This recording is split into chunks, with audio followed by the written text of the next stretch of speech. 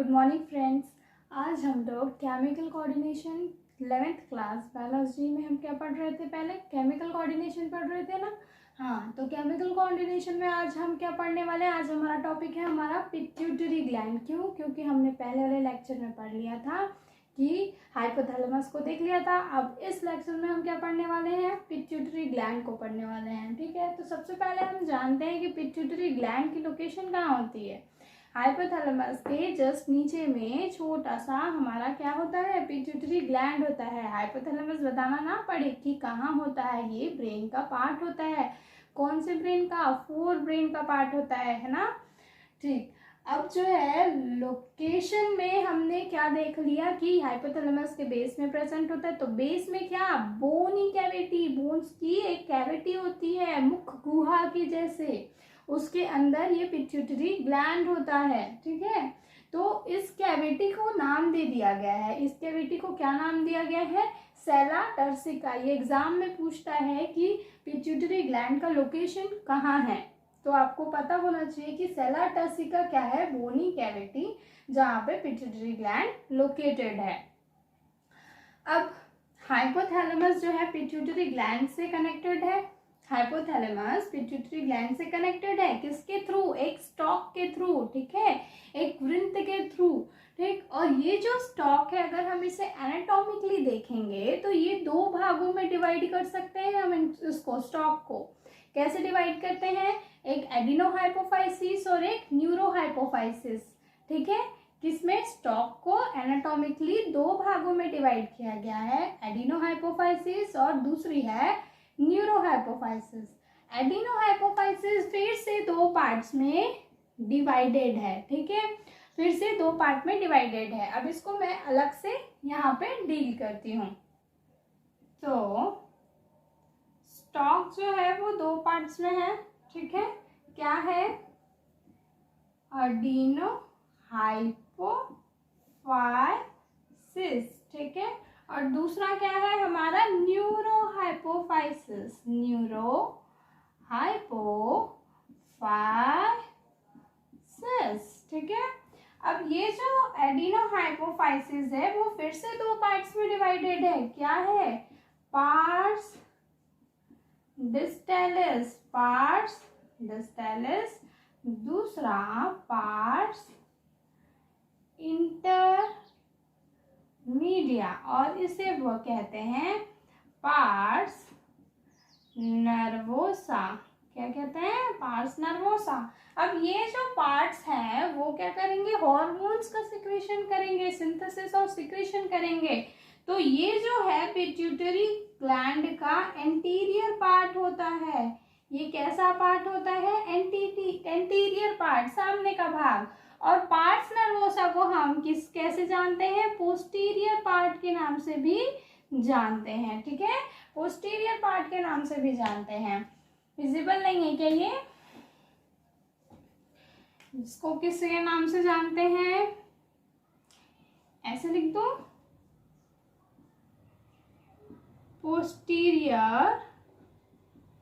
Posterior part के नाम से किसे जानते हैं? पार्स नर्वोसा को जानते हैं, है ना। पार्स नर्वोसा को जानते हैं। तो अब हम लोगों को क्या पढ़ना है कि ये जो पार्स डिस्टैलिस है या फिर पिट्यूटरी ग्लैंड का एंटीरियर भाग है, सामने का भाग है, ये है। तो ये एंटीरियर और ये पोस्टीरियर। ठीक है, ये क्या है? Pars distalis, posterior nervosa. और ये जो मिडिल पार्ट है वो क्या है? इंटरमीडिया। ये वो क्या है? Parse intermedia. ठीक है, तो ये पिट्यूटरी ग्लैंड बोनी कैविटी जैसा दो भागों में डिवाइडेड है, एंटीरियर और पोस्टीरियर। मिडिल वाला पार्ट पार्स इंटरमीडिया। अब ये पार्स डिस्टैलिस बहुत सारे हार्मोन्स का सिंथेसिस और सिक्रीशन करेगा। ये पार्स इंटरमीडिया भी कुछ हार्मोन को सिंथेसाइज करेगा, कुछ हार्मोन को सिक्रीशन करेगा। और ये पार्स नर्वोसा भी जो है वो डायरेक्ट कंट्रोल में होता है किसके? हाइपोथैलेमस से डायरेक्ट अटैच्ड होता है ना। वहां पे हमने हाइपोथैलेमस में पढ़ लिया था कौन कौन से हार्मोन सिक्रेट करता है हाइपोथैलेमस। दो हार्मोन को बनाता है, प्रोड्यूस करता है। दो हार्मोन को प्रोड्यूस करता है हाइपोथैलेमस। कौन कौन से? एक वैसोप्रेसिन, दूसरा ऑक्सीटोसिन। ठीक है, इतना क्लियर हो गया। अब हम पढ़ने जा रहे हैं कि कौन कौन से हार्मोन पिट्यूटरी ग्लैंड के कौन कौन से पार्ट से सिक्रीट हो रहे हैं। ठीक है, तो अब हम क्या देखने वाले हैं बच्चों? देखो, पिट्यूटरी ग्लैंड हमने देख लिया कि क्या है। स्टॉक एनाटॉमिकली दो भागों में डिवाइड किया, एडिनोहाइपोफाइसिस, न्यूरोहाइपोफाइसिस। एडिनोहाइपोफाइसिस दो भागों में डिवाइड होते हैं, पार्स डिस्टैलिस और पार्स इंटरमीडिया। ठीक है, अगर मैं इसको यहाँ लिख दूं, ठीक है, ये किसके भाग है भाई? ये एडिनोहाइपोफाइसिस, एडिनोहाइपोफाइसिस के पार्ट्स हैं, और ये हमारा न्यूरोहाइपोफाइसिस का पार्ट है। ठीक है, ठीक, तो ये ऐसा कुछ है। ठीक है, अब क्या है एडिनोहाइपोफाइसिस? एडिनोहाइपोफाइसिस में दो पार्ट्स देख लिए हमको। हम क्या याद करना है? हार्मोन्स कौन कौन से पार्ट के लोग सिक्रीट कर रहे हैं और बना रहे हैं। तो पार्स डिस्टैलिस जो है वो कौन कौन से हार्मोन्स का बनाएगा भाई? PRL, prolactin hormone. Prolactin hormone मतलब मिल्क प्रोड्यूस करेगा, कहाँ? मेमरी ग्लैंड में। दूसरा ल्यूटिनाइजिंग हार्मोन, तीसरा फॉलिकल स्टिमुलेटिंग हार्मोन, चौथा एडिनोकोर्टिकोइड ट्रॉफिक हार्मोन। ठीक है, ग्रोथ हार्मोन और थायराइड स्टिमुलेटिंग हार्मोन। ठीक है, थायराइड स्टिमुलेटिंग हार्मोन। हमको याद करना है कि इंटरमीडिया वाला सिर्फ एक हार्मोन प्रोड्यूस करता है। कौन सा भाई? MSH, melanocyte stimulating hormone. ठीक है, तो ये कलर जो भी डिफरेंशिएशन वो किसके कारण हो रहा है? मेलेनिन पिगमेंट के, स्किन में मेलेनिन पिगमेंट के कारण इंसान का कलर चेंज रहता है। तो वो हार्मोन जो है वो कौन सा पार्ट पिट्यूटरी ग्लैंड का कौन सा भाग सीक्रेट कर रहा है? तो parse intermedia. Melanocyte stimulating hormone उसके लिए रिस्पॉन्सिबल है, कलर के लिए रिस्पॉन्सिबल है। तीसरा भाग हमारा जो था पार्स नर्वोसा, वो दो हार्मोन का सिक्रेशन करेगा, प्रोड्यूस नहीं। प्रोड्यूस तो हाइपोथैलेमस करता है, आपको पता है पहले से कि ऑक्सीटोसिन और वैसोप्रेसिन हाइपोथैलेमस प्रोड्यूस करते हैं, बट सिक्रेशन कौन करता है? पिट्यूटरी ग्लैंड करता है, पिट्यूटरी ग्लैंड करता है। ठीक है, हमको क्या करना है? अब हम सारे हार्मोन्स को देख लिए कौन सा हार्मोन किस पार्ट से सिक्रेशन हो रहा है उसका। अब हम उसका फंक्शन एक एक करके सारे हार्मोन्स के फंक्शन को देखने वाले हैं। तो अब हम पढ़ने जा रहे हैं ग्रोथ हार्मोन। ठीक, आप लोगों को पता है कि कोई भी चीज़ बॉडी में बैलेंस रूप में ही मिलनी चाहिए। ऐसा नहीं है कि किसी भी चीज़ का स्रोत हम बहुत ज़्यादा ले लें, सोर्स है ना, प्रोटीन ज़्यादा खा लें या कार्बोहाइड्रेट ज़्यादा खा लें, तो क्या हमारे बॉडी को अच्छे से मेंटेन रूप में ग्रोथ हो पाएगा? क्या नहीं। मतलब हमको कैसा चाहिए? हर चीज़, सिर्फ खाने की बात नहीं है, हार्मोन्स की बात है, ब्लड, सब चीज़ एक बैलेंस्ड वे में चाहिए। ठीक है, तो यहाँ पे दो चीज़ें हैं कि हमको तो बैलेंस्ड है तो हम नॉर्मल ग्रोथ हो रहा है, बट अगर ग्रोथ हार्मोन का सिक्रीशन बहुत ज़्यादा हो गया तो क्या होगा?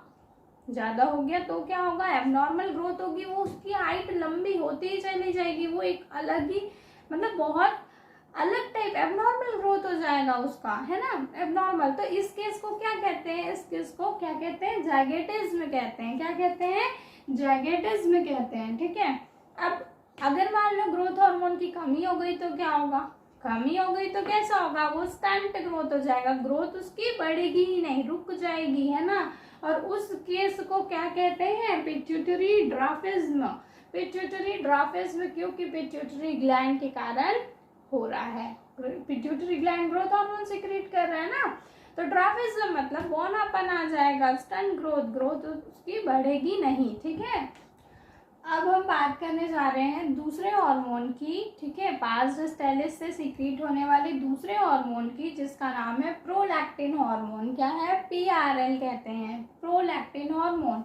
ये प्रोलैक्टिन हार्मोन क्या करती है, ये जो है वो मेमोरी ग्लैंड्स को, फीमेल में मेमोरी ग्लैंड्स की ग्रोथ करवाती है, ठीक है, रेगुलेट करवाती है ग्रोथ ऑफ मेमोरी ग्लैंड।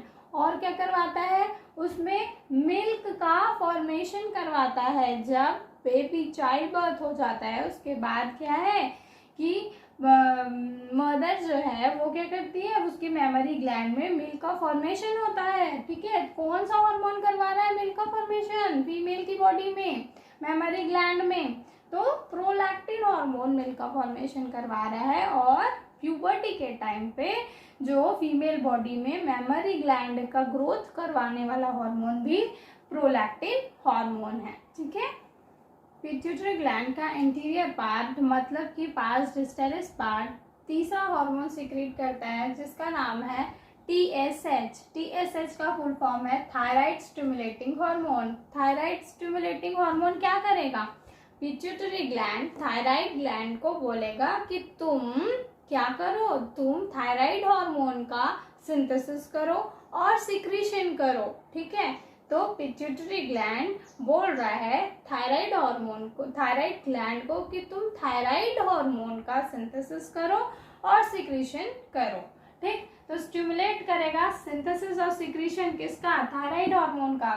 कहाँ से, थायराइड ग्लैंड को स्टिमुलेट करवा रहा है। अब चौथा हार्मोन है ACTH, एडिनोकॉर्टिकोट्रोफिक हार्मोन, ठीक है। एडिनोकॉर्टिकोट्रोफिक हार्मोन क्या करेगा, ये स्टिमुलेट करेगा सिंथेसाइज, किसको स्टिमुलेट करेगा, तो एड्रिनल कॉर्टेक्स को स्टिमुलेट करेगा कि वो ग्लूकोकॉर्टिकॉइड हार्मोन्स का सिंथेसिस करे और सीक्रीशन करें, ठीक है। तो एड्रिनल कॉर्टेक्स को ग्लूकोकॉर्टिकॉइड हार्मोन्स, ठीक है, मतलब स्टेरॉइड हार्मोन्स का सिंथेसिस और सीक्रीशन करवाने के लिए ये ACTH जो है वो स्टिमुलेट करवाएगा, ठीक। अब गोनाडल एक्टिविटी, अब यहाँ पे हमने देख लिया, प्रचार देख लिया ना। अब LH और FSH ये क्या है, गोनाडल एक्टिविटी को स्टिमुलेट करवाने के लिए जरूरी है ना। तो अब LH का फंक्शन देखेंगे और FSH का फंक्शन देखेंगे, ठीक है। अब हमारा पांचवा और छठवां कौन सा है बताओ, हार्मोन LH और दूसरा FSH, ठीक है। ये क्या करते हैं, गोनाडल एक्टिविटी को कंट्रोल करते हैं, ठीक है। तो LH का फुल फॉर्म क्या है, ल्यूटिनाइजिंग हार्मोन, और FSH का फुल फॉर्म क्या है, फॉलिकल स्टिमुलेटिंग हार्मोन, ठीक है। तो LH क्या करता है, LH क्या करता है मेल में क्या करता है, वो स्टिमुलेट करता है सिंथेसिस, स्टिमुलेट करवाना मतलब करवाना, सिंथेसिस और सिक्रीशन, हार्मोन्स का सिंथेसाइज और सिक्रीशन करवाएगा।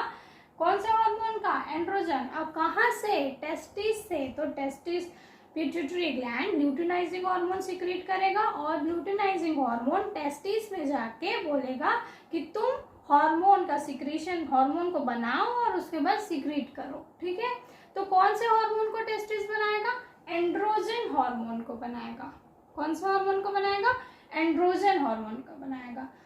अब ये जो FSH है वो एंड्रोजन हार्मोन के साथ मिलके क्या करेगा, स्पर्म बनाएगा, ठीक है। स्पर्मेटोजेनेसिस प्रोसेस को रेगुलेट करेंगे ये लोग। अब वापस से आ जाओ कि LH का फीमेल में क्या काम है, LH का फीमेल में क्या काम है। तो ये क्या करता है, ओव्यूलेशन, मतलब जो भी फुल्ली मैच्योर ग्राफियन फॉलिकल्स होते हैं उनका क्या करवाता है, ये ओव्यूलेशन करवाता है, ठीक है, ओव्यूलेशन करवाता है। और दूसरा क्या करता है, कॉर्पस लूटियम को मेंटेन करता है, कॉर्पस लूटियम को मेंटेन करता है। अब ये FSH का काम क्या है फीमेल में, ये क्या काम करेगा कि ये जो है ओवेरियन फॉलिकल्स को स्टिमुलेट करवाएगा, मतलब उनका ग्रोथ और उनका डेवलपमेंट करवाएगा ओव्यूलेशन के लिए। मतलब ये ओवेरियन फॉलिकल को ग्रोथ और डेवलप करवाएगा। और जो LH है हमारा वो फीमेल बॉडी में अब ग्रोथ हो गया तो क्या होगा, ओव्यूलेशन होगा। तो ओव्यूलेशन हुआ और दूसरा कॉर्पस लूटियम को मेंटेन करेगा। तो ये दोनों का काम था, ठीक। तो हमारा पास्ट स्टेलिस वाला पार्ट कंप्लीट हुआ। अब हमारा एडिनोहाइपोफाइसिस का सेकेंड पार्ट, पार्ट्स इंटरमीडिया, कौन सा हार्मोन सीक्रेट कर रहा था, MSH। MSH क्या है, मेलेनोसाइट स्टिमुलेटिंग हार्मोन। मेलेनोसाइट, देखो साइट लिखा है मतलब क्या होता है भाई, सेल होता है। मेलेनो मतलब मेलेनिन पिगमेंट होता है जो स्किन में प्रेजेंट होता है, इसीलिए मेलेनोसाइट, मेलेनिन कंटेनिंग सेल्स। ठीक है, तो ये हार्मोन किसके ऊपर एक्ट करेगा, मेलेनोसाइट सेल्स पे। और ये क्या होता है, मेलेनिन कंटेनिंग सेल्स होते हैं। क्या काम करते हैं, तो स्किन का पिगमेंटेशन को रेगुलेट करते हैं। कुछ लोग एकदम वाइट होते हैं, कुछ लोग सांवले होते हैं, कुछ लोग थोड़ा सा उनका कलर डार्क होता है। तो क्यों होता है, क्योंकि मेलेनिन कंटेनिंग पिगमेंट के कारण स्किन का कलर चेंज होता है। जिसकी बॉडी में मेलेनिन पिगमेंट की कमी होती है वो वाइट होते हैं, जिनमें ज़्यादा होता है वो डार्क होते हैं। तो ऐसे ही करके मेलेनिन पिगमेंटेशन के कारण में स्किन की कलर चेंज होती है। तो यहाँ तक हमने पिट्यूटरी ग्लैंड में देख लिया। शुरू से अगर हम रिवाइज करें तो कैसा था हमारा, पिट्यूटरी ग्लैंड की लोकेशन क्या थी, बोनी कैविटी में थी। ठीक है, क्या नाम था उस बोनी कैविटी का, सेला टर्सी का नाम था। सेला टर्सी का नाम था, एग्जाम में आता है ये। अब पिट्यूटरी ग्लैंड जो है वो हाइपोथैलेमस से कैसे अटैच था, एक स्टॉक के जरिए अटैच था। ये जो स्टॉक है वो 2 भागों में डिवाइड कर सकते हैं हम उसको डिवाइड करते हैं। पहला है हमारा एडिनोहाइपोफाइसिस और दूसरा है हमारा न्यूरोहाइपोफाइसिस, एनाटॉमिकली डिवाइड हुआ है। ठीक है, अब जो एडिनोहाइपोफाइसिस है वो 2 भागों में डिवाइड है। ठीक है, 2 पार्ट्स में डिवाइडेड है, क्या, पार्स डिस्टेलिस और दूसरा पार्स इंटरमीडिया। जो न्यूरोहाइपोफाइसिस है हम उसे कौन सा पार्ट कहते हैं, पार्स नर्वोसा कहते हैं। जो हमारा पार्स डिस्टेलिस और पार्स इंटरमीडिया है, तो पार्स डिस्टेलिस कौन कौन से हार्मोन का सिक्रीशन कर रहा था, कौन कौन सा, growth hormone, prolactin hormone, thyroid stimulating hormone और एडिनोकोर्टिकोट्रोफिक हार्मोन ACTH और FSH और ल्यूटिनाइजिंग हार्मोन, है ना। तो ये सारे हार्मोन्स का जो है सिक्रीशन कर रहा था, कौन कर रहा था, पार्स डिस्टेलिस कर रहा था। किसका पार्ट है ये, एडिनोहाइपोफाइसिस का पार्ट है। फिर हमारा आता है पार्स इंटरमीडिया, ये किसका पार्ट है, एडिनोहाइपोफाइसिस का पार्ट है। कौन सा हार्मोन सिक्रीशन करता है, MSH करता है। कहाँ पे एक्ट करेगा, मेलेनोसाइट पे। मेलेनोसाइट क्या है, मेलेनिन कंटेनिंग सेल्स है। क्या काम करेगा, स्किन के पिगमेंटेशन को कंट्रोल करेगा। ठीक है, तो ये कुछ बातें थी। और हमने इसके अलावा क्या देखा था, हर किसी का फंक्शन देखा था। जैसे कि ग्रोथ हार्मोन अगर ओवर सिक्रीशन हो गया तो कौन सी डिजीज होगी, गैग्नेटिज्म हो जाएगा, है ना। तो ओवर सिक्रीशन एब्नॉर्मल ग्रोथ होगा, और अगर लो सिक्रीशन होगी तो क्या होगा, स्टंट ग्रोथ होगा, मतलब पिट्यूटरी ड्रॉपिज्म होगा, है ना, बौनापन आएगा। और क्या होगा, हाँ, एग्जाम में ये जो LH और FSH क्या है उसके बीच में हो सकता है डिफरेंस आए, हो सकता है उसके फंक्शंस का उसके फंक्शंस आए एग्जाम में। तो फिर से हम रिवाइज कर लेते हैं LH का मेल में क्या काम था, हार्मोन बनाना, है ना। हार्मोन बनाना किसके ऊपर एक्ट कर रहा था, टेस्टिस के ऊपर एक्ट कर रहा था। कौन सा हार्मोन बना रहा था, एंड्रोजन हार्मोन बना रहा था। फिर आ जाओ FSH में, FSH क्या कर रहा था मेल में, FSH इस एंड्रोजन के साथ में मिलके क्या बना रहा था, स्पर्म बना रहा था। स्पर्मेटोजेनेसिस में रेगुलेशन हो रहा था उसका, ठीक है, काम कर रहा था। और उसके बाद क्या था, फीमेल में LH, है ना। LH का काम फीमेल में क्या था, फीमेल में जो था ओव्यूलेशन का काम करता था और कॉर्पस लुटेम को मेंटेन कर रहा था। ठीक है, मतलब फुल्ली मैच्योर ग्राफियन फॉलिकल्स का ओव्यूलेशन करवा रहा था। दूसरा क्या कर रहा था कि कॉर्पस लुटियम को मेंटेन कर रहा था। FSH क्या करेगा, कुछ नहीं करेगा, वो सिर्फ जो ओवेरियन फॉलिकल है उसका ग्रोथ करवाएगा, ठीक है, ग्रोथ और डेवलपमेंट करवाएगा। तो इस तरह हमने इस पूरे पार्ट को क्वेश्चन के साथ आराम से धीरे से पूरी तरह से जान लिया। अब हमारा पार्स नर्वोसा वाला पार्ट इम्पोर्टेंट है और पार्स नर्वोसा वाला पार्ट बचा हुआ है, बाकी यहाँ पे सारे हो चुके हैं। तो अगर आपको मेरा वीडियो अच्छा लगा तो प्लीज़ इसे लाइक करिए, शेयर करिए और मेरे चैनल को सब्सक्राइब करिए। तब तक के लिए थैंक यू।